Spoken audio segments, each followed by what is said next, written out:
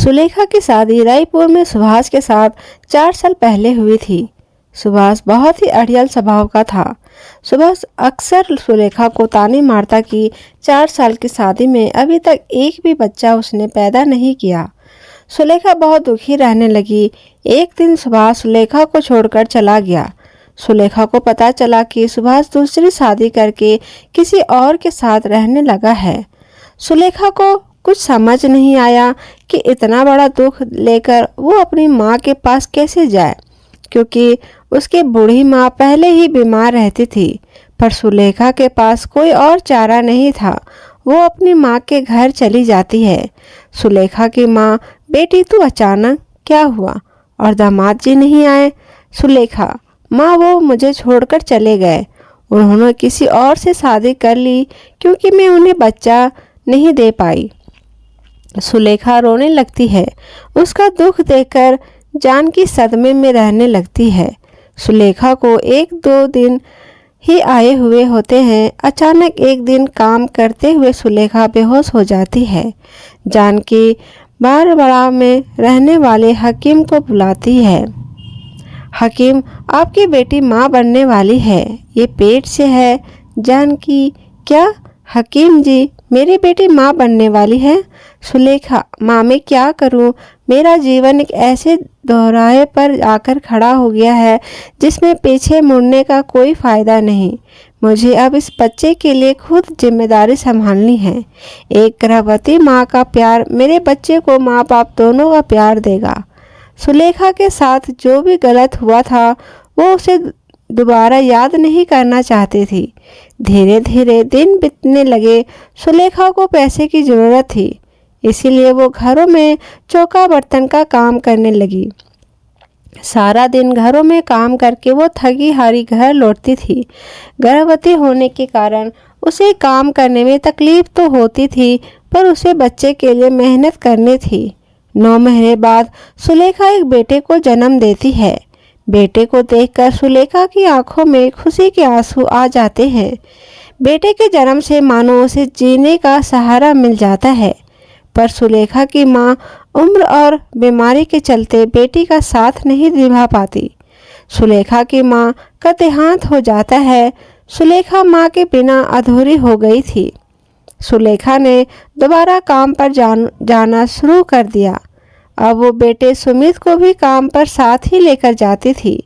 एक दिन मालकिन, सुलेखा तुम ये छोटे बच्चे के साथ काम पर आती हो, सारा ध्यान तो तुम्हारा इसकी देखभाल में ही लगा रहता है। ऐसे तो तुम कोई काम नहीं कर पाओगी। ऐसा करो, तुम अपना हिसाब कर लो, कल से काम पर मत आना। सुलेखा, अब मैं क्या करूं? मेरे सारे घर धीरे धीरे छूट गए, पैसे भी खत्म हो गए। मुन्ना रो मत, मैं तेरे लिए अभी दूध लेकर आई। सुलेखा, भैया थोड़ा सा दूध मिलेगा, मेरा बच्चा बहुत भूखा है। दुकानदार, मुफ्त में तो मैं तुझे दूध नहीं दूंगा। हाँ, एक काम कर, वो जो दूध के बड़े डिब्बे रखे हैं ना, वो सारे डिब्बे अच्छे से धो दे और बदले में अपने बच्चे के लिए दूध ले जा। सुलेखा सारे डिब्बे धो देती है और अपने बेटे सुमित को दूध पिलाती है। मुश्किल भरे दिनों में भी एक माँ ने अपना साहस नहीं खोया था। एक रात जब सुलेखा अपनी झुग्गी में सो रही होती है, पड़ोसी, अरे उठो उठो सब, बस्ती में आग लग गई है, झुग्गियों से बाहर आओ सब। पड़ोसन, सुलेखा, ओ बेटी सुलेखा, जल्दी से बाहर आ, झुग्गियों में आग लगी है। सुलेखा, अरे झुग्गी में आग कैसे लग गई? अब मैं बाहर कैसे निकलूं? अरे मेरा बच्चा, मैं कैसे जाऊं इस झुग्गी से बाहर? दरवाजे पर तो आग है, ये चादर लपेट लेती हूँ मुन्ना को। सुलेखा जैसे तैसे सुमित को बचाते हुए झुग्गी से बाहर निकलने लगती है। तभी एक जली लकड़ी सुलेखा के मुंह पर गिर जाती है।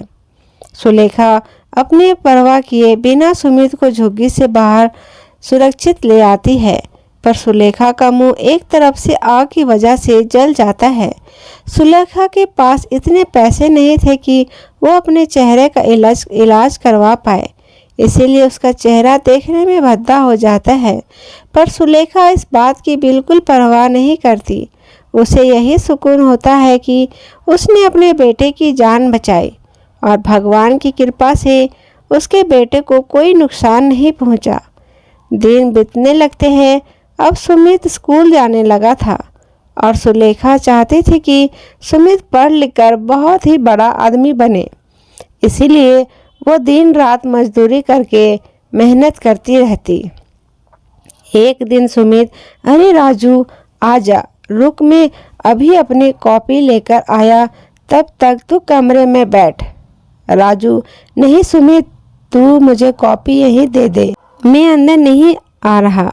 वो तुम्हारी माँ को देखकर मुझे बहुत डर लगता है और रात को नींद भी नहीं आती। उनका चेहरा बहुत ही डरावना है। सुमित, अच्छा ठीक है। राजू, सुलेखा, अरे सुमित, तुम्हारा दोस्त राजू आया था, पर घर के अंदर क्यों नहीं आया? सुमित, वो आपके डरावने और बदसूरत चेहरे को घबराता है। सिर्फ वही नहीं, मेरे सारे दोस्त आपका इतना खराब चेहरा देखकर डर जाते हैं, मानो किसी भूत को देख लिया हो।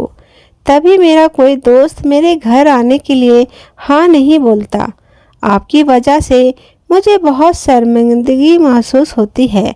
माँ, पता नहीं मेरी ज़िंदगी में ऐसी माँ क्यों लिखी है। लोगों की माँ बहुत ही सुंदर होती है, पर मेरी माँ बदसूरत क्यों है? सुमित गुस्से में कमरे से चला जाता है। सुलेखा रोने लगती है, पर वो उस वक्त कुछ नहीं बोलती। समय ने अपनी चाल पकड़ी और सुलेखा की मेहनत से सुमित पढ़ लिखकर एक ऑफिस में नौकरी पर लग गया। सुलेखा को लगा कि शायद अब उसकी किस्मत के दिन पलटने वाले हैं। सुमित की नौकरी लग गई है और अब वो घर का खर्च भी उठाएगा और सुलेखा को आराम मिलेगा और वो बेटे का सुख भोग पाएगी। सुमित अपने ऑफिस की लड़की राशि से शादी कर लेता है। सुलेखा बेटे की खुशी की खातिर कुछ नहीं बोलती। एक दिन सुमित ऑफिस के काम से बाहर गया होता है। राशि अपनी कुछ सहेलियों को घर पर बुलाती है। राशि, माँ जी, आज मेरी कुछ सहेलियाँ लंच पर आ रही हैं, आप प्लीज़ उनके सामने अपना ये बदसूरत चेहरा लेकर बिल्कुल मत आना, वरना मुझे सबके सामने शर्मिंदा होना पड़ेगा। एक काम करो, आप अपना मुंह ढक लो, जिससे कि मेरी सहेलियों को आपका चेहरा नज़र नहीं आएगा। आप जल्दी से सारा लंच बनाकर रख दो, तब तक मैं तैयार होकर आती हूँ। मेरी सहेलियाँ आने ही वाली होंगी। बेचारी सुलेखा कुछ नहीं बोलती और उदास मन से रसोई में खाना बनाने चली जाती है। दोपहर में राशि की सहेलियाँ लंच पर आती है और खाना खाने बैठती है। तभी सुलेखा वहाँ सब्जी का कटोरा लेकर आती है और जब वह एक लड़की को सब्जी देने लगती है, सहेली पूछती है, ये कौन है? राशि, अरे ये मेरी नौकरानी है। सहेली कहती है, अच्छा तो खाना इन्होंने बनाया है, बहुत ही स्वादिष्ट खाना बनाया है आपने।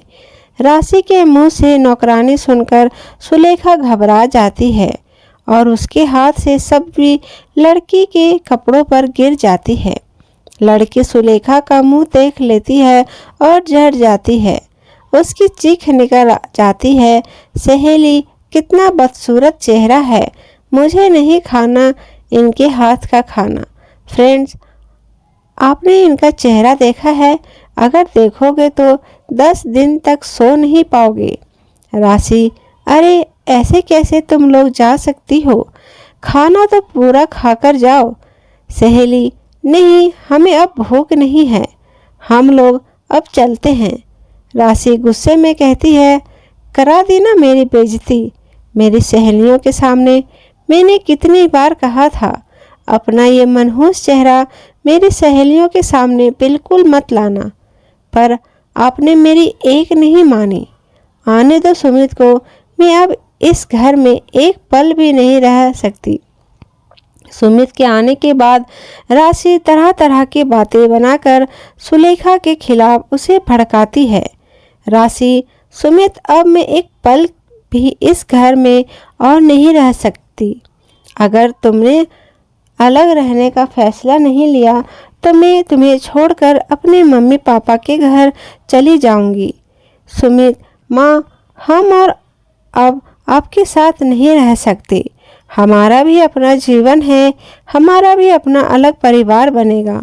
जब हमारे बच्चे होंगे और आपका ये बदसूरत चेहरा देखेंगे तो शायद वो भी शर्मिंदा होंगे। इसीलिए यही सही रहेगा कि हम आपसे दूर हो जाएं। सुलेखा, पर सुमित बेटा, मैं तुम्हारा बिना कैसे रहूँगी?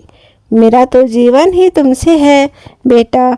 मेरी तो हर सुबह हर शाम तुम्हें देखकर ही होती है। तुम्हारे बिना मैं जिंदा नहीं रह पाऊंगी मेरे बेटे। मुझे छोड़कर मत जाओ। सुमित सुलेखा की बात को नहीं मानता और राशि के साथ अलग घर में रहने चला जाता है। सुलेखा सुमित के जाने से बहुत दुखी हो जाती है। सुमित के बिना जीवन काटना सुलेखा के लिए एक सजा थी। एक सुमित ही तो था जो उसके जीने की आस था। सुमित के जाने के दुख से सुलेखा बीमार रहने लगी। उधर सुमित राशि के साथ दूसरे घर में रहने लगता है। एक दिन सुमित ऑफिस में होता है, तभी उसे अचानक हार्ट अटैक आ जाता है। उसके मुंह से माँ शब्द निकलता है। सुमित, माँ, बहुत दर्द हो रहा है। सुलेखा सुमित के गम में बेहोशी की हालत में उसे याद कर रही थी। पड़ोस की श्यामा मौसी उसके साथ बैठी थी। सुलेखा, ऐसा लग रहा है जैसे मेरे बेटे ने मुझे पुकारा हो, जैसे वो किसी तकलीफ में हो। मैं आ रही हूँ मेरे बेटे, तू चिंता मत कर, मैं आ रही हूँ। सुलेखा की तबीयत बिगड़ने लगती है, उसकी सांस फूलने लगती है। श्यामा मौसी, क्या हुआ सुलेखा? अरे ये तो बेहोशी की हालत में हो रही है और तेज बुखार भी है। लगता है इसे अस्पताल ले जाना होगा। श्यामा मौसी कुछ लोगों की मदद से सुलेखा को अस्पताल ले जाती है। वहाँ डॉक्टर सुलेखा का चेकअप करता है।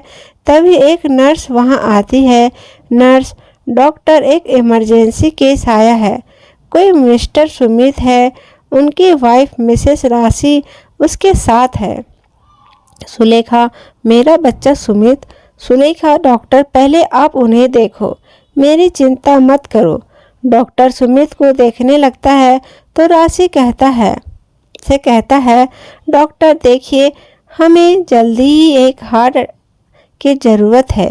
इनका हार्ट पूरी तरह से डैमेज हो रहा है। अगर इनका हार्ट नहीं बदला गया तो इनकी जान भी जा सकती है। राशि रोने लगती है। सुलेखा उसे रोता हुए देख लेती है। वो नर्स से कहकर राशि को अपने पास बुलाती है। सुलेखा, राशि, रो मत बहू, मेरे होते हुए मेरे बच्चे पर आँच भी नहीं आ सकती। तुम चिंता मत करो।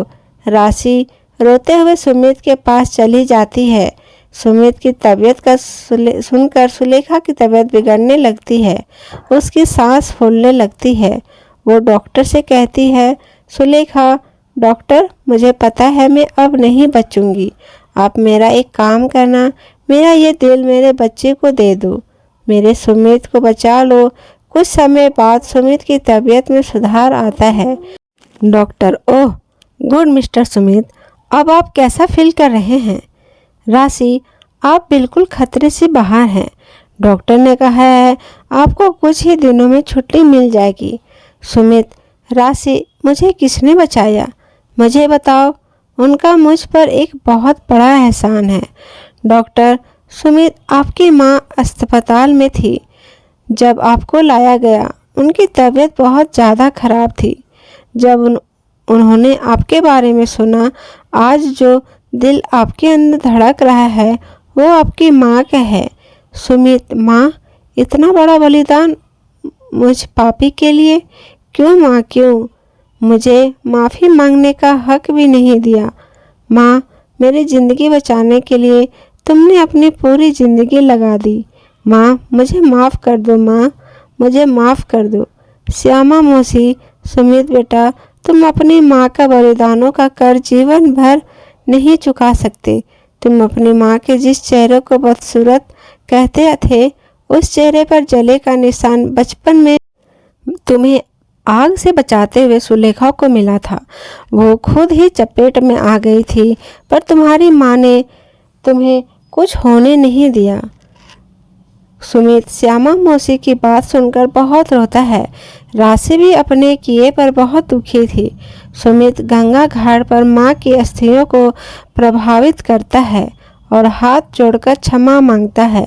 सुलेखा ने एक बात यह साबित कर दी थी कि एक माँ का कर्ज बच्चे आजीवन नहीं चुका सकते। दोस्तों, आपको ये कहानी कैसी लगी हमें कमेंट करके ज़रूर बताएं। अगर ये कहानी आपको पसंद आई होगी तो मेरे चैनल को सब्सक्राइब करके मुझे सपोर्ट करें। दोस्तों, आपका दिन